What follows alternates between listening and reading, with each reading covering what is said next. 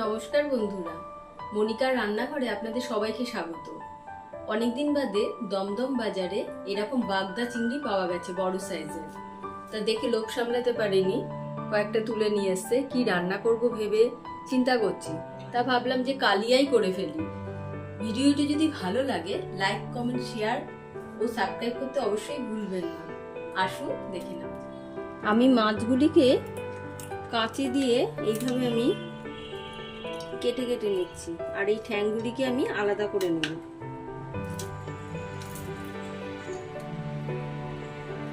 এই ঠ্যাংগুলি ভাজা খেতেও খুব ভালো লাগে, বা যদি মনে করেন আপনারা যে চচ্চড়ি করে খাবেন, চচ্চড়ির মধ্যে ওগুলি দিয়ে দেওয়া যায়।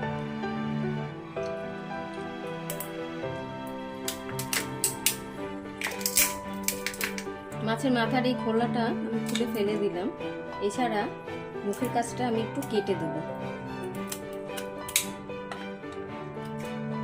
বাকি এখান থেকে একটু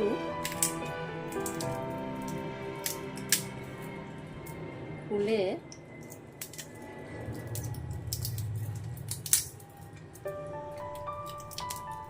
ভেতরের নোংরাটা আমি ফেলে দেবো, সুতোর মতন যে নোংরাটা থাকে।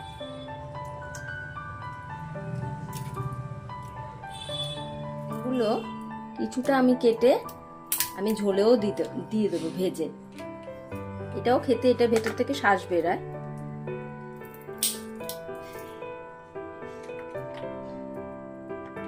আমি সম্পূর্ণ বেছে নিয়েছি, এগুলি আলাদা করে রেখেছি। এগুলি দুই একটা যদি আমি দেই তো পরে আমি এগুলি দিয়ে দেব। আর কি সুন্দর ঘিলু বেরিয়েছে দেখুন মাছগুলিতে।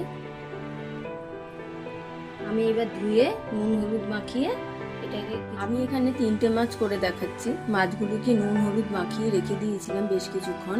সাথে কয়েকটা আমি এই যে ঠ্যাঙের এই টুকরোগুলো কেটে আমি ভাজা করে এর মধ্যে একটু দেব।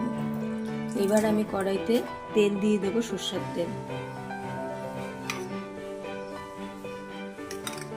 2 চামচ তেল দিলাম। এবার আমি মাছগুলিকে হালকা করে ভেজে নেব। কড়া ভাজলে মাছগুলো শক্ত হয়ে যাবে, এই জন্য আমি একটু হালকাই ভাজবো। একটা পিঠ ভাজা হয়েছে, আমি আরেকটু উল্টে দিচ্ছি।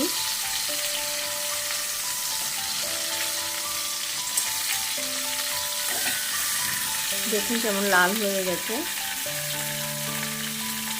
মিডিয়াম সাইজের পেঁয়াজ নিয়েছি কিছুটা, আর আমি কুচিয়ে নিয়েছি, আর কিছুটা আমি বাটার জন্য মিক্সিতে আমি বেটে নেব। তার জন্য আমি এরকম সাইজের টুকরো করে নিয়েছি। এখানে 10 থেকে 12টা মতন আমি রসুন নিয়েছি, 7-8টা কাঁচা লঙ্কা নিয়েছি, আর 1.5 ইঞ্চি সাইজের 2 টুকরো মতো আমি আদা নিয়েছি। আর সাথে আমি একটা তেজপাতা, 2টো এলাচ, ছোটো ছোটো সাইজের লবঙ্গ, দারচিনি আর 2টো লবঙ্গ আমি নিয়েছি। মাছটা আমি ফেলে দিয়েছি, আমি একটুখানি উল্টে দিচ্ছি।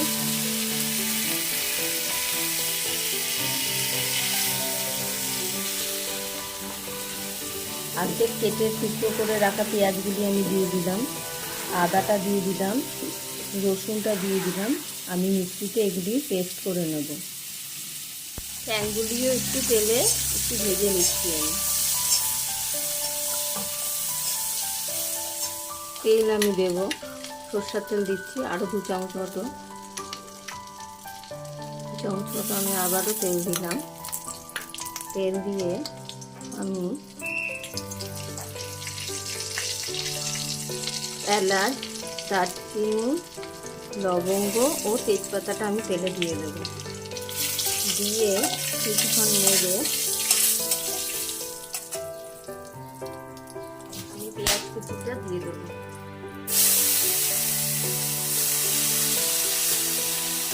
এটা একটু হালকা ভাজা ভাজা করে দেবো।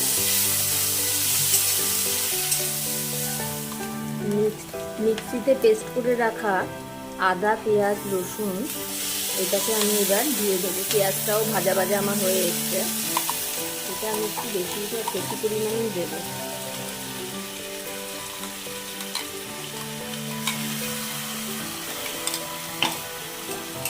আবারও আমি এটা কিছুক্ষণ নেড়ে নেব।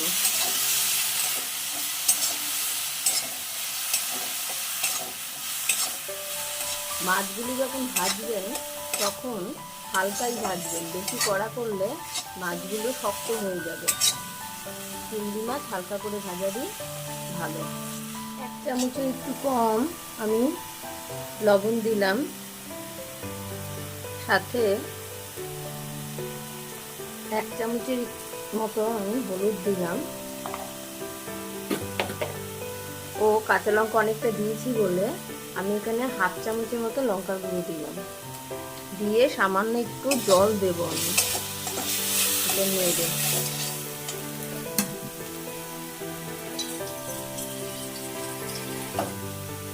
আমি এটা অ্যাকোয়াগার্ডে জল দিচ্ছি।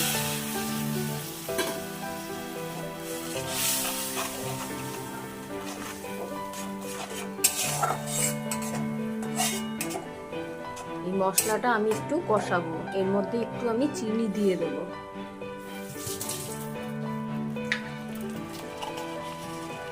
এটা একটু মিষ্টি মিষ্টি হবে বলে আমি এখানে 3-4 চামচ মতো আমি চিনি দিচ্ছি, ছোট মুখে 3-4 চামচ। থেকে তেল বেরাতে শুরু করেছে। এবার আমি একটু টক দই ফেটিয়ে আমি 2 চামচের মতো টক দই দিলাম। এবার বেশ কিছুটা ক্ষণ আমি এটা নাড়বো।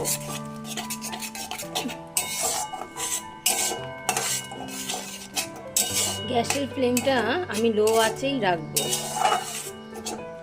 এবার কিছুক্ষণ আমি আবারও ঢেকে রাখবো। মেজারমেন্ট কাপে আমি উষ্ণ গরম জল দিয়ে দিচ্ছি।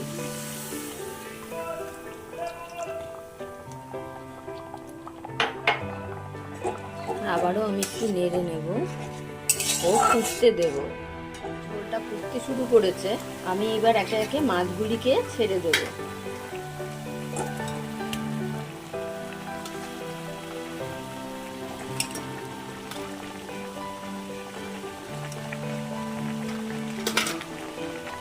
সাথে ঠ্যাংও কিছু দিয়ে দেবো।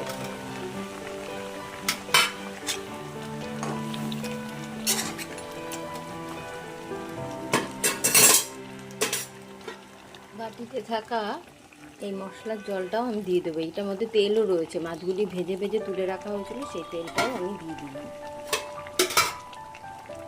এইবার আমি কিছুক্ষণ ঢাকা দিয়ে গ্যাসের ফ্লেমটা লো করে বেশ কিছুক্ষণ পর আমি এগুলিকে উল্টে দিচ্ছি। গ্যাসের আঁচটা একটু বাড়িয়ে দিয়েছিলাম আমি, কখনো কমানো কখনো বাড়ানো, এরমভাবেই যে কোনো রান্নাই করার নিয়ম। আমি আবারও একটু গ্যাসের ফ্লেমটা লো করে কিছুক্ষণ রাখবো। ঢাকাটা আমি তুলে নিয়েছি, মাছগুলিও সেদ্ধ হয়ে গেছে। আমি এবার একটু গরম মশলা দিয়ে দেব, অল্প করে দেব।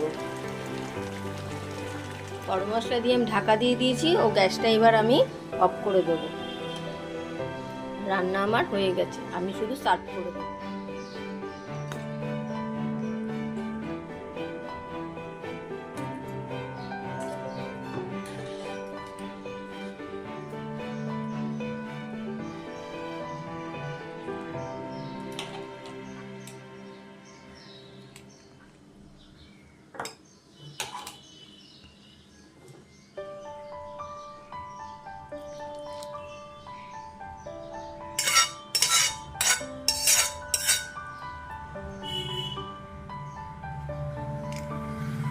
আমার এটা সার্ভ করে দিলাম। ভিডিওটি ভালো লাগলে লাইক কমেন্ট শেয়ার করতে ভুলবেন না ও আপনারা এটা তৈরি করে দেখুন, খুব মজার সহকারে খেতে পারবেন। টাটা।